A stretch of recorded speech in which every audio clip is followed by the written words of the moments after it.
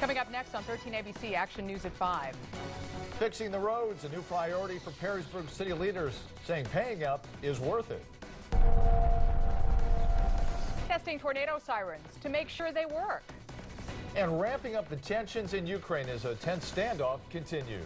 Snow flurries now winding down. We're expecting a very cold night before the warming trend begins tomorrow. Playing dodge 'em with potholes, a new crop popping up all over as temporary fixes now in fresh need of repair. And we start tonight with our continuing coverage of Project Pothole. This time, Perrysburg scrambling to fix its roads. Welcome to Action News at 5. I'm Diane Larson. And I'm Lee Conklin. Thanks for joining us. When you look at streets in the area, you may think the city is overreacting. 13 ABC's Bill Horman says that dilemma is whether to do the work now or do it later. This winter spared no street. Some in Perrysburg are still snow-covered and ice-covered, but those with bare pavement are showing signs of wear. Now in the city of Toledo, these spider vein cracks wouldn't be considered such a big deal, but here in Perrysburg, they look at it a different way. They see these cracks as posing potential problems in the future. So they figure take care of it now, we'll save some money. This was baptism by snow within hours of being sworn in. Perrysburg's new mayor believes this is a quality of life issue. People want to live in Perrysburg because the government takes care of cracks before they become canyons. So he's asking Perrysburg City Council members to take $1 million from the rainy day fund to fill potholes caused by snow. I'm convinced that this is a need and it's money well spent. In all, $1.9 million will be spent on the city's residential streets. The winter has given us shed a little light on a grander problem and maybe allowing us to catch it before it gets to a point where we can't catch up. Crews will conduct core samples of the roads to determine which need surface repair and which need serious repair.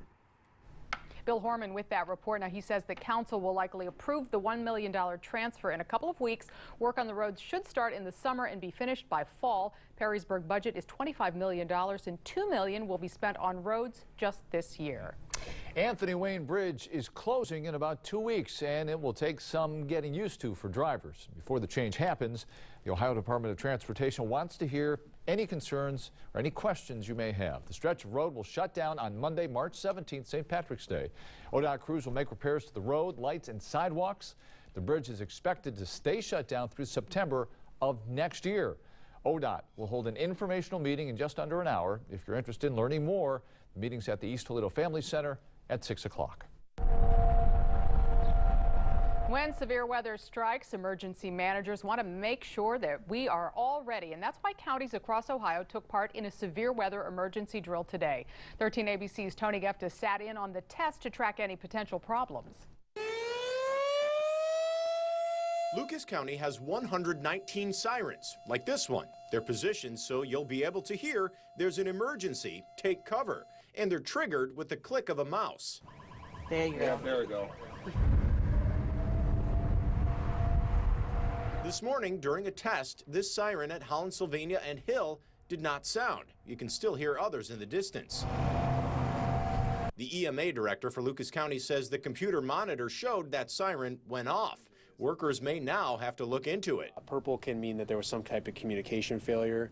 This test gives emergency managers feedback so they can look into any potential issues and hear where the county may lack siren coverage. Right now, sirens in Lucas County cover 80% of the population and roughly 70% of the land area. It's very hard because of the shape of Lucas County at every square inch, so we're slowly working on it. In fact, we have a grant to put 14 more sirens out in the county. A federal grant, $250,000, will help pay for new or replacement sirens across Lucas County. That includes 1 in Jerusalem Township, 4 in Oregon, 3 in Monclova Township, 4 in Maumee, 1 in Toledo, and 1 in Spencer Township. It's a step toward alerting everyone, even during a test. Today's siren test is the only one Lucas County conducts outside of its regular monthly tests. And in fact, the monthly test is set for this week. So if you heard the sirens this morning, you will likely hear them again this Friday at noon. If you don't hear them now, you may hear them after the new sirens are installed, which may begin next month. In Toledo, Tony Geftis, 13 ABC Action News. And the drill is part of Severe Weather Awareness Week. And later on Action News at 5:30, 13 ABC's Zach Pittsville reports from one local elementary school as students take part in a tornado drill of their own. Seems that this kind of snuck up on us because we are still, it seems, in the thick of winter right now. Not thinking about severe weather in terms of thunderstorms, but it has been a severe winter for sure. Chief Meteorologist Jay Burschbach live in the 13 ABC First Warning Forecast Center with the first look. And Jay, today, one of those quiet late spring days, winter days, I should say. Yeah, it's still winter officially, but I think staying quiet the next couple of days here, so no big storms on the horizon. The biggest thing, that's when we spring forward. One more sign that spring is coming, and spring officially begins March 20th. So no matter the weather, it'll be here before you know it. We're tracking more temperatures in the 30s and 40s next week, and a little rain-snow mix as well. So not done completely with that, a little touch of winter as well. Those details are coming up. Stay with us. All right, we do spring ahead where you lose an hour of sleep this weekend. There is an upside and a downside to daylight savings time. 13 ABC's Melissa Veitch takes a look at both. Melissa?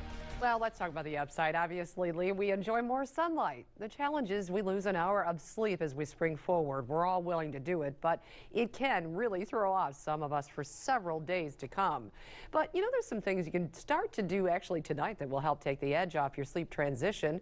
Try going to bed 15 minutes earlier tonight. Do it again tomorrow, Thursday night, getting a half-hour start and so on. Now, here's another tip. Dim the lights in the house just a couple of hours before you go to bed. You know, it's certainly not hard these days with the dark nights, but it actually promotes the production of the sleep hormone called melatonin.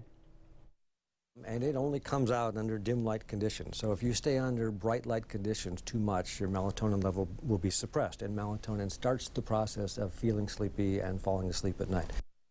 Now, Dr. Neeb also recommends getting as much exposure to some sunlight as you can in the morning hours. This can really sort of naturally reset your body clock. He says if you do these few very simple things, your body should adjust to the time change at least by midweek next week. Reporting live, Melissa Veitch, 13 ABC Action News.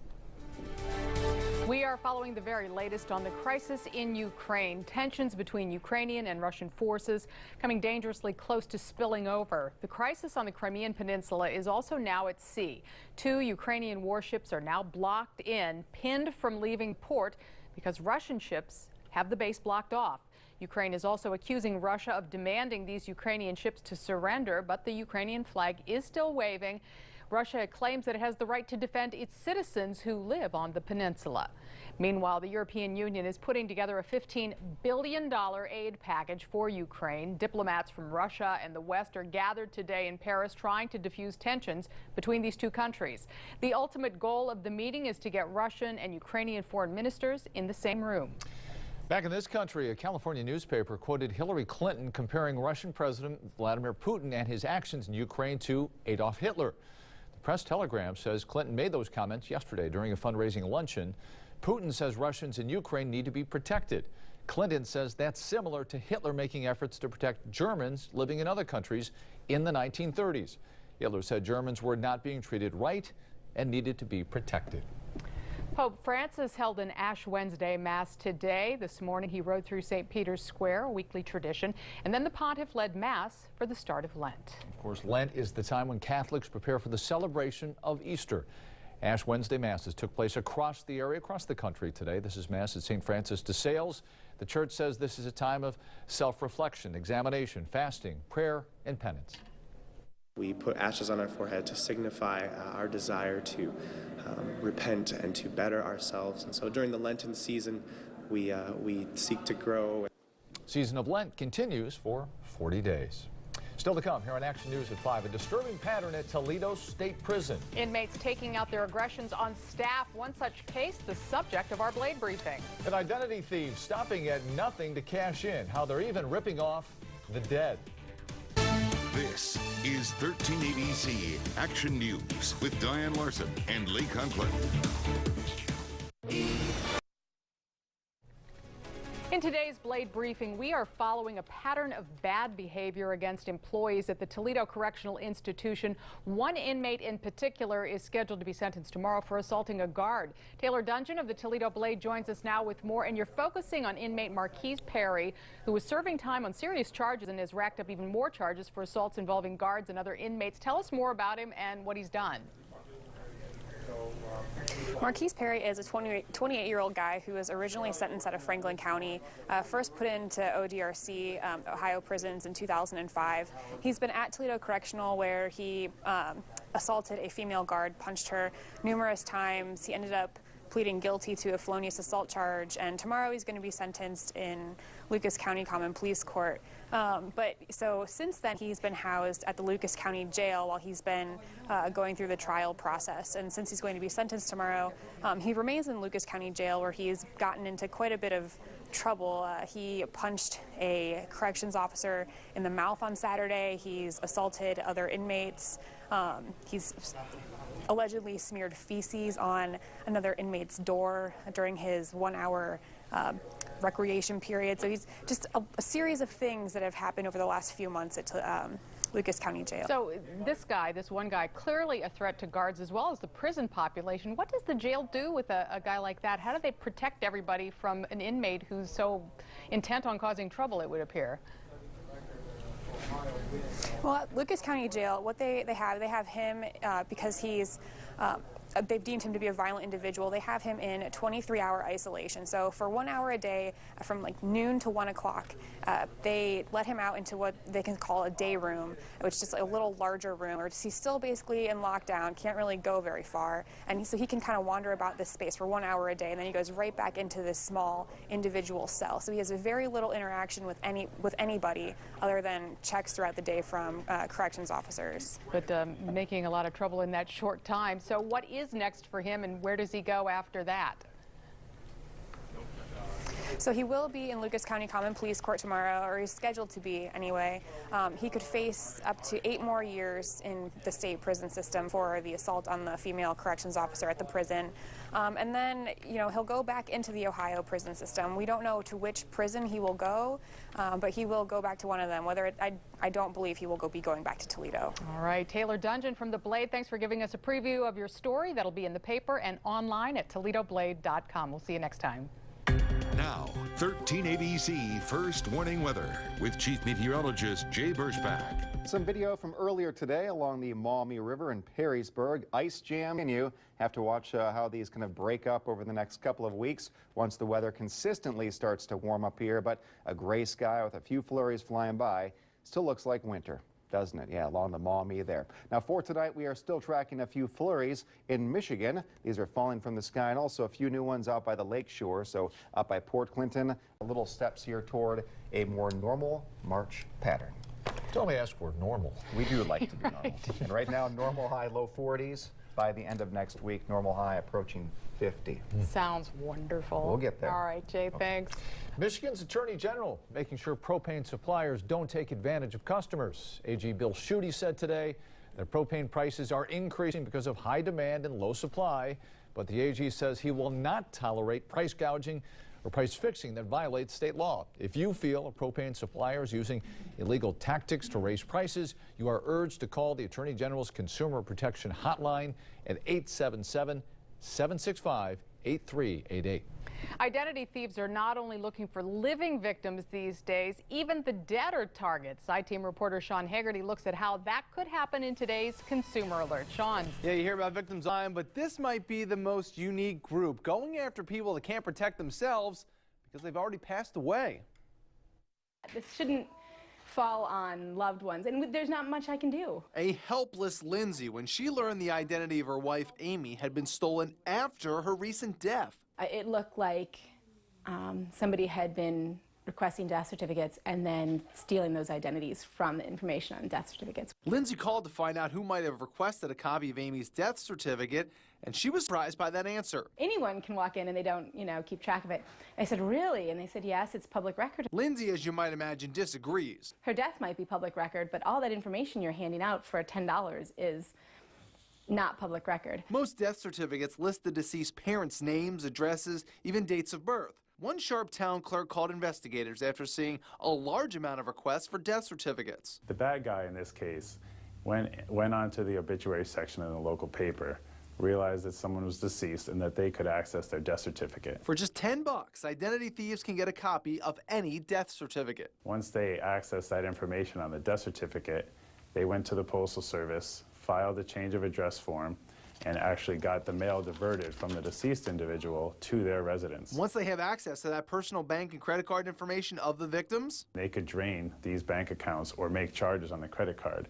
And actually, these people, in some cases, the victims' families, were losing money and they couldn't even pay for the funeral. It's a very kind of devious and fairly smart way of stealing somebody's identity because they're not there to care. You know, Amy's not going to answer the phone and be like, "What? I didn't open this credit card. What are you talking about?" now investigators recommend as soon as the death certificate is issued, the credit bureau should be notified as well. It's also a good idea to cancel the deceased person's driver's license and don't give too many details out in the obituary. If you need the help of the I-Team, give us a call, 419-534-3838, or you can send us an email, iteam@13abc.com. Reporting live, Sean Haggerty, 13ABC Action News. Boy, that's kind of the lowest of low, isn't it? Yeah. Well, more fallout from the Target data breach debacle. Yeah, heads rolling at the retail giant, this time at the top. Attention all teachers and students, our tornado drill is complete. Coming up on Action News at 5:30, students across the state practice a tornado drill as part of Severe Weather Awareness Week. Our Zach Pitts has how that drill went for a local school. People with health insurance that don't comply with the new health care law can keep their plans for another 2 years. This is according to sources familiar with the policy, although the White House did not make an official announcement. The extension will be offered to those with policies issued up to October 1st of 2016. This may help Democrats avoid a repeat of last year's outcry when nearly 5 million policy plans were canceled. Former IRS official Lois Lerner is once again refusing to testify about the targeting of the Tea Party groups. Lerner headed the IRS division that's accused of targeting Tea Party and other conservative factions when they applied for tax-exempt status from 2010 to 2012. Lerner appeared before a congressional committee today, but she once again invoked her constitutional right not to incriminate herself. Target's chief information officer Beth Jacobs stepping down after the pre-Christmas data breach. Company's president and CEO says they will search for an interim chief to help guide the retailer through this transformation process. Target still under heavy pressure to restore its reputation among investors and shoppers.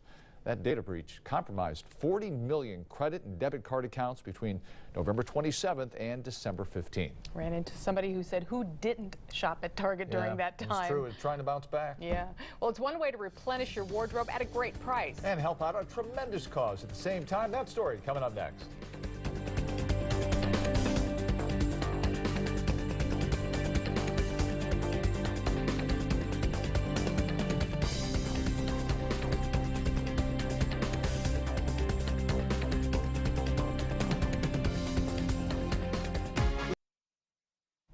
A great way to help charity and fill your closet at the same time with some tremendous bargains. It's called Cheap and Chic, and it's set for this weekend. The event's raised more than $20,000 for charity through the years. It features clothes, jewelry, and home goods from 10 local stores, all at discounted prices.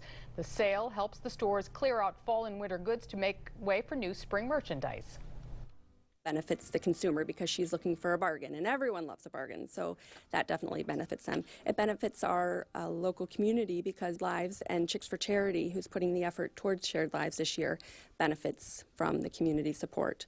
And then it also benefits the local boutiques.